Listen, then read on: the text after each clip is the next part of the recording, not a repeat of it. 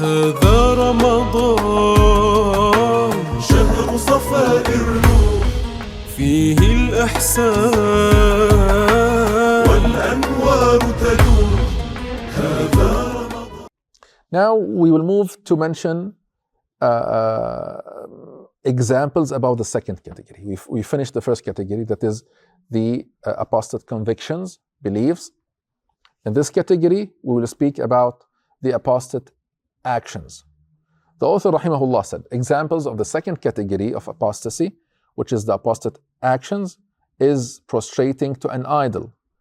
What is an idol? He defines it in this slide. He said, which is the image that was taken by the pagans as an object of worship. This is the idol. So whether the idol is made from iron, from wood, something else, it's an idol. So worshipping to an idol, prostrating to an idol is among the examples of the second category. It is an apostasy, and it is among the examples of the second category, that is apostate actions. Then he said, or prostrating to the sun or fire, because the Muslims have an agreement that all of these actions do not occur except from a blasphemer. So anyone who prostrates to an idol blasphemes. Same thing. If one prostrates to the sun or fire, also this is blasphemy. Then he said, he gave another example, likewise throwing the book of the Quran, Mus'haf, in the trash. We seek refuge with Allah Ta'ala. Why? He will mention now, what does that mean? He said, because this means degrading it, degrading al-Mus'haf. And likewise, deliberately and voluntarily stepping on the name of Allah while being aware that what one is stepping on is the name of Allah Ta'ala. This is also among the examples of the second category, that is apostate actions. Now we will speak about the third category. The author said examples of the third category of apostasy, that is the apostate sayings. We spoke about the apostate convictions, then apostate actions, now the apostate sayings. He said, the first example is saying to a Muslim, while knowing him to be a Muslim, O blasphemer, kafir, without having ta'wil, that is, not intending by this expression to liken him to a blasphemer, as if saying, O you who resembles the blasphemer in your despicable deeds. Rather, he meant your religion is blasphemy, while knowing that he is Muslim. Then, in that case, one blasphemes. So let's explain this example.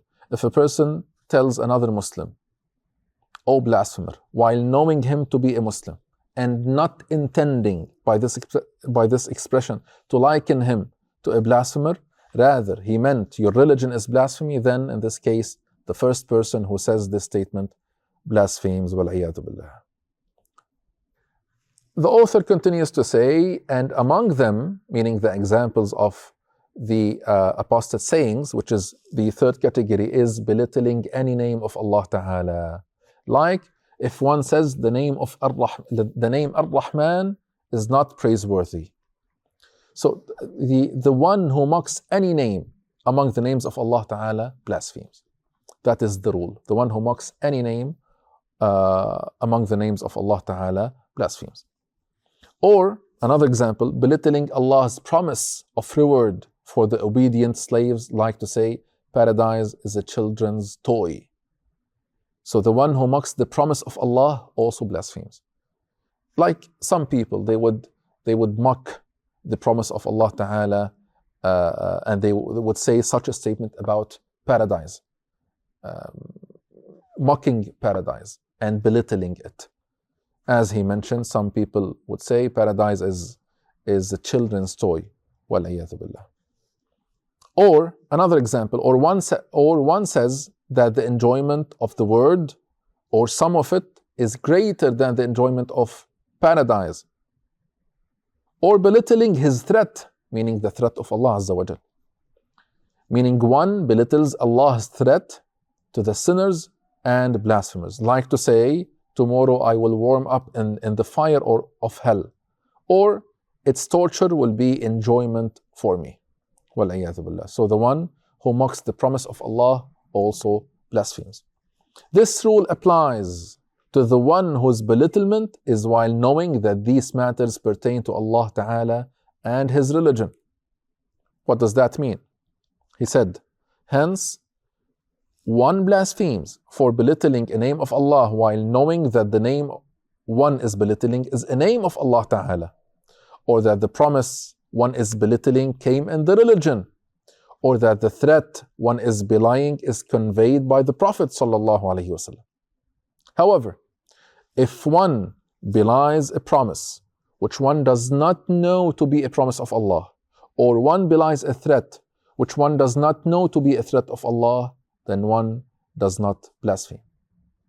So, if one, for example, if one heard a name and he did not know that this is a name of Allah Ta'ala, and he belittled that name, so meaning he was ignorant that this name is a name of Allah Azza wa Jal, in this case he does not blaspheme.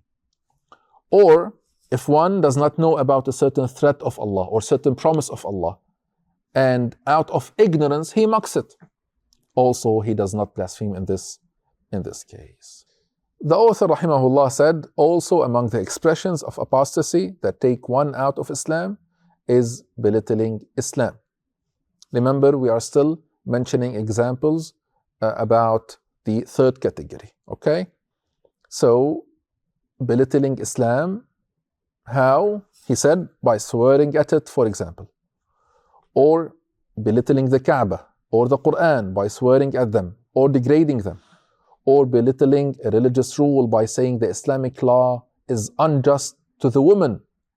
Some people, they try to undermine Islam by claiming that the rules of Islam are not just to women, wal-iyadhu billah, which is not true.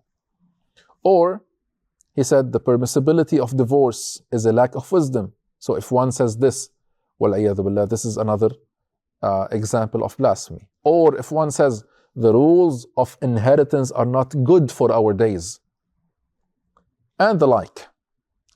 He continues to say, and likewise belittling the prophets or the angels by swearing at or degrading even one of them.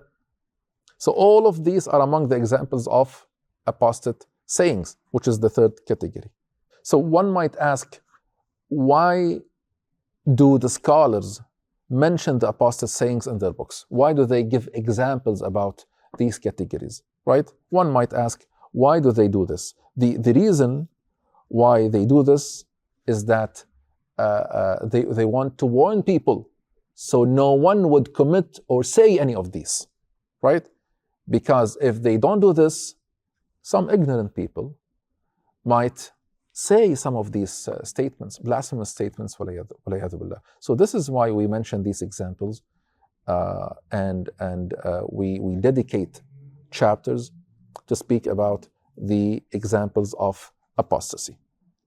If one asks, can you give me examples or can you give me names for some scholars who mentioned examples about blasphemous statements? So can you tell me, if one is asking me, can you tell me about scholars who did the same, who mentioned examples about blasphemous statements? Yes, there are many. Some examples that I've put here.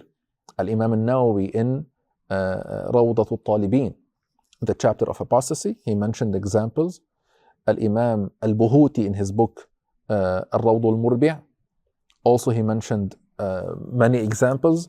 Al-Qadi Iyad al-Maliki, he did this, and Al-Imam Ibn Abidin in his Hashiyah, he did the same. He mentioned examples. So this is something that it is well known, and it is something that scholars used to do. They would dedicate chapters and sections.